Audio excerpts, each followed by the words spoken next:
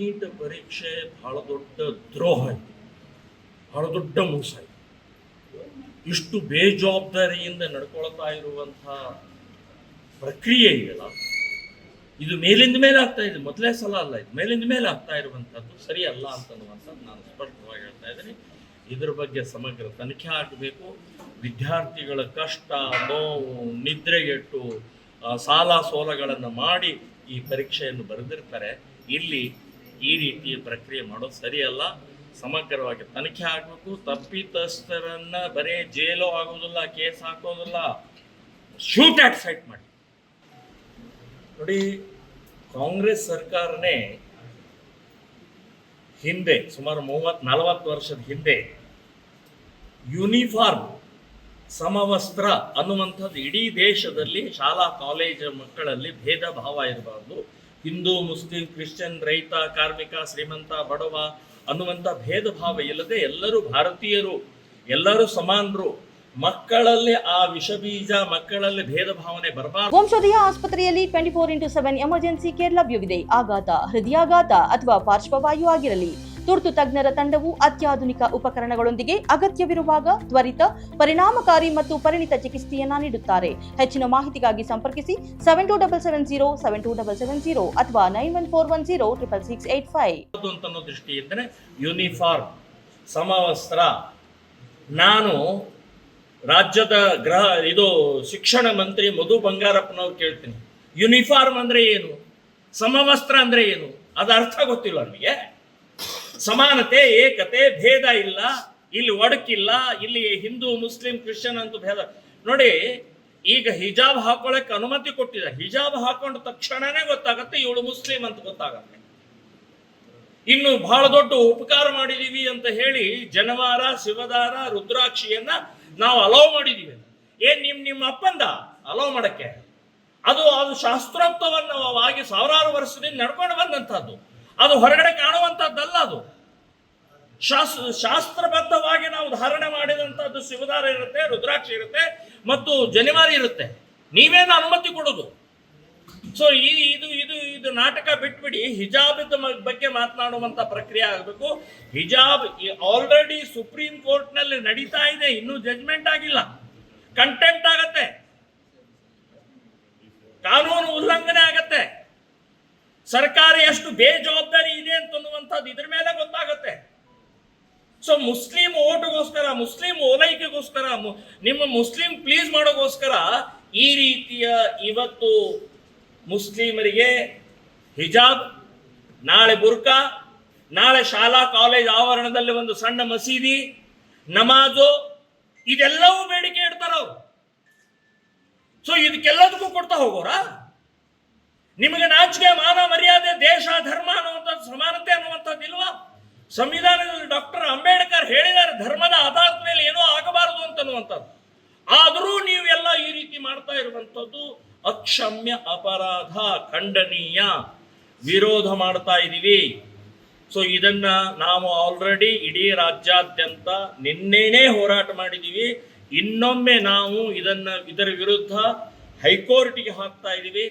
ಹೈಕೋರ್ಟ್ನಲ್ಲಿ ಅದೇ ಮುಸ್ಲಿಂ ವಿದ್ಯಾರ್ಥಿನಿಯರು ಹೋದಂತ ಸಮಯದಲ್ಲಿ ಹೈಕೋರ್ಟ್ ಹೇಳಿದೆ, ಕುರಾನ್ ಓದಿದ್ದಾರೆ, ಶರಿಯಾ ಓದಿದ್ದಾರೆ, ಎಲ್ಲ ದಾಖಲೆಗಳನ್ನು ಓದಿದ ನಂತರ ಗೊತ್ತಾಗಿದೆ, ಬಹಳ ಸ್ಪಷ್ಟವಾಗಿ ಹೇಳಿದೆ ಹೈಕೋರ್ಟು, ಹಿಜಾಬ್ ನಿಮ್ಮ ಧಾರ್ಮಿಕ ಹಕ್ಕಿನಲ್ಲಿ ಬರುವುದಿಲ್ಲ, ಧಾರ್ಮಿಕತೆ ಅಲ್ಲ. ಸೊ ನೀವು ಹಿಜಾಬ್ ಹಾಕಬಾರದು ಅಂತನ್ನುವಂಥದ್ದಿಲ್ಲ, ಹಾಕೊಳ್ಳಿ.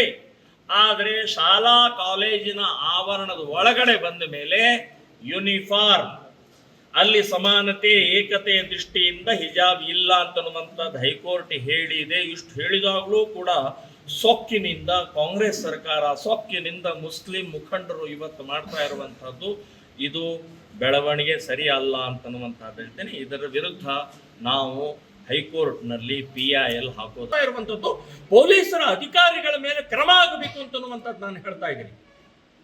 ಸೊ ಈ ರೀತಿಯ ರಾತ್ರೋರಾತ್ರಿ ಕಳಿಸುವಂಥದ್ದು ನೋಡಿದರೆ ಇನ್ನೂ ನಮಗೆ ಸಂಶಯ ಬರ್ತಾ ಇದೆ.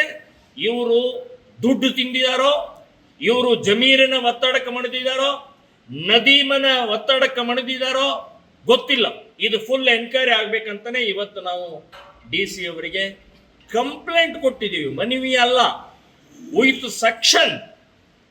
ಬಾಲಕರ ಬಾಲ್ಯ ಮಕ್ಕಳದ್ದು ಏನೇನು ಸೆಕ್ಷನ್ ಇದೆ ಆ ಸೆಕ್ಷನ್ ಹಾಕಿ ಇವತ್ತು ನಾವು ಕಂಪ್ಲೇಂಟ್ ಕೊಟ್ಟಿದ್ದೀವಿ.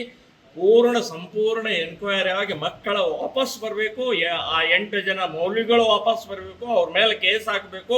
ಡಾಕ್ಯುಮೆಂಟ್ ಆದ ನಂತರ ಅವರನ್ನ ವಾಪಸ್ ಕಳಿಸುವಂತ ಪ್ರಕ್ರಿಯೆ ಆಗಬೇಕು ಅಂತನ್ನುವಂಥದ್ದು ನಮ್ಮ ಬೇಡಿಕೆ ಇದೆ. ಇದು ಬಹಳ ಗಂಭೀರವಾದಂಥದ್ದು. ಇದು ಆಗಿ ಮರುದಿನಾನೇ ಬೆಂಗಳೂರಿನಲ್ಲಿ ಒಂದು 22 ಜನ ಮಕ್ಕಳು, ಎಳೆಯ ಮಕ್ಕಳು, ಮುಸ್ಲಿಂ ಮಕ್ಕಳು ಸಿಕ್ಕಿದ್ದಾರೆ. ಇದಾಗಿ ನಿನ್ನೆ 2 ದಿನದ ಹಿಂದೆ ತುಮಕೂರಿನಲ್ಲಿ ಒಂದು ಮದರಸಾದಿಂದ ಓಡಿ ಬಂದಿದ್ದಾರೆ ಮಕ್ಕಳು, ಓಡಿ ಬಂದಿದ್ದಾರೆ. ಅಲ್ಲಿ ಹರಾಸ್ಮೆಂಟು, ಅಲ್ಲಿ ಲೈಂಗಿಕತೆ, ಅಲ್ಲಿಯ ಇದಕ್ಕೆ ಅವರು ಓಡಿ ಬಂದಿದ್ದಾರೆ. ಅಂದ್ರೆ ಈ ರೀತಿಯ ಮದರಸಾಗಳಲ್ಲಿ ಅವ್ಯವಹಾರ, ಅನೈತಿಕತೆ, ಅಪಹರಣದ ಮಕ್ಕಳು ಇದ್ದಾರೆ ಅಂತನ್ನುವಂಥದ್ದು ನಮಗೆ ದಟ್ಟ ಸಂಶಯ ಇದೆ. ನಾವು ಇಲ್ಲಿಯ DC ಅವರಿಗೆ ಕಂಪ್ಲೇಂಟ್ ಅನ್ನು ಮಾಡಿದ್ದೀವಿ. ಬಂಗಾರಪೇಟೆಯ ಘಟನೆ ಸಮಗ್ರ ತನಿಖೆ ಆಗಬೇಕು ಅನ್ನುವಂಥದ್ದು ಹೇಳಿದ್ದೀನಿ. ಯಾರ ಇತ್ತೀಚೆಗೆ ಹೋದ ತಿಂಗಳು 29ನೇ ತಾರೀಕು ಬಂಗಾರಪೇಟೆಯಲ್ಲಿ 42+8 50 ಜನ ಮುಜಫರ್ ಎಕ್ಸ್ಪ್ರೆಸ್ ಮೂಲಕ ಬೆಂಗಳೂರು ಟಿಕೆಟ್ ತೆಗೆದಿದ್ದು ಅವರು ಆಕಸ್ಮಿಕವಾಗಿ ಅಥವಾ ಇನ್ನೇನು ಯಾವ ವಿಷಯದಿಂದ ಗೊತ್ತಿಲ್ಲ ಬಂಗಾರಪೇಟೆ ರೈಲ್ವೆ ಸ್ಟೇಷನ್ದಲ್ಲಿ ಇಳಿತಾರೆ. ಅವರಿಗೆ ಯಾರೋ ಪೊಲೀಸರ ಗಮನಕ್ಕೆ ಬಂದು ಪೊಲೀಸ್ ಅವ್ರನ್ನ ತಗೊಂಡು ಬಾಲಮಂದಿರಕ್ಕೆ ಸೇರಿಸ್ತಾರೆ. ಸೊ ಇದೆಲ್ಲ ಸೇರಿಸಿದ ನಂತರ ನಾವು ಕಂಪ್ಲೇಂಟನ್ನು, ನಾವು ಮನವಿಯನ್ನು ಅಲ್ಲಿಯ ಸಂಬಂಧಪಟ್ಟಂಥ SP ಗೆ, CWCಗೆ ಮತ್ತು ಪೊಲೀಸ್ ಇಲಾಖೆಗೆ ನಾವನ್ನು ಕೊಟ್ಟಿದ್ದೀವಿ. ಅವ್ರಿಗೆ ಹೇಳಿದ್ದೀವಿ ಇದು ಬಂದದ್ದ ರೀತಿ ಏನಿದೆ ನಿಯಮ ಬಾಹಿರ, ಕಾನೂನು ಬಾಹಿರ. ಇವರು ಬಾಂಗ್ಲಾದೇಶಿಗಳಿರಬಹುದು, ಇವರು ರೋಹಿಂಗ್ಯಾಗಳಿರ್ಬೋದು, ಇವರು ಪಾಕಿಸ್ತಾನಿಗಳಿರ್ಬೋದು. ಸೊ ಯಾವುದೇ ರೀತಿಯ ಬರೇ ವಿಡಿಯೋ ಕಾಲು, ಬರೇ ಫೋನ್ ಕಾಲ್ ಮೂಲಕ ನಾವು ಬಿಡ್ತಾ ಇದ್ದೀವಿ ಅಂತನ್ನುವಂಥದ್ದು ನಾಟಕ ಮಾಡಕ್ಕೆ ಹೋಗ್ಬೇಡ್ರಿ.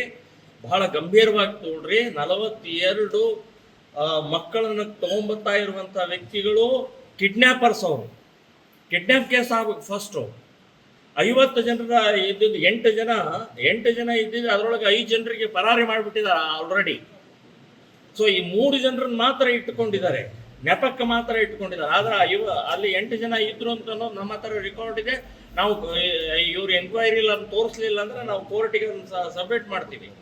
ಸೊ ಎಲ್ಲ ರೀತಿಯ ಕಾನೂನು ಬಾಹಿರ ಕಾಂಗ್ರೆಸ್ಸಿನ ಒತ್ತಡ, ಮುಸ್ಲಿಂ ಒತ್ತಡದಿಂದ ಅವರನ್ನ ನಾವು ಮನವಿ ಕೊಟ್ಟ ರಾತೋರಾತ್ರಿನೇ ಕಳಿಸ್ಬಿಟ್ಟಿದ್ದಾರೆ. ಇದಕ್ಕೆ ನದೀಮ್ ಹೊಣೆ, ನದೀಮ್ ಕಾರಣ. ನದೀಮನ ಜೊತೆಗೆ ಜಮೀರ್ ಅಹಮ್ಮದನ್ನು ಇವತ್ತು ಫೋನ್ ಬಂದಿದೆ, ಅವ್ರದ್ದು ಫೋನ್ ಬಂದಿದೆ ಅಂತನ್ನುವಂಥದ್ದು ಗೊತ್ತಾಗಿದೆ. ಸೊ ಅವರನ್ನು ವಾಪಸ್ಸಾಗಿ ಕಳಿಸಿದ್ರಿ. ಹಾವೇರಿ ಮದರ್ಸಾ ಕಳಿಸ್ತಾ ಇದ್ದೀವಿ ಅಂತ ಹೇಳುವಂಥವ್ರು ಲೀಗಲ್ ಇತ್ತು ಅಂದ್ರೆ ಹಾವೇರಿ ಮದರ್ಸಾ ಕಳಿಸ್ಬೇಕಾಗಿತ್ತು. ನಾಟಕ ಮಾಡ್ತಾ ಇದ್ದಾರಾ? ಪೊಲೀಸ್ ಡಿಪಾರ್ಟ್ಮೆಂಟ್ ಜವಾಬ್ದಾರಿ ಇಲ್ವಾ ನಿಮಗೆ? ಸೊ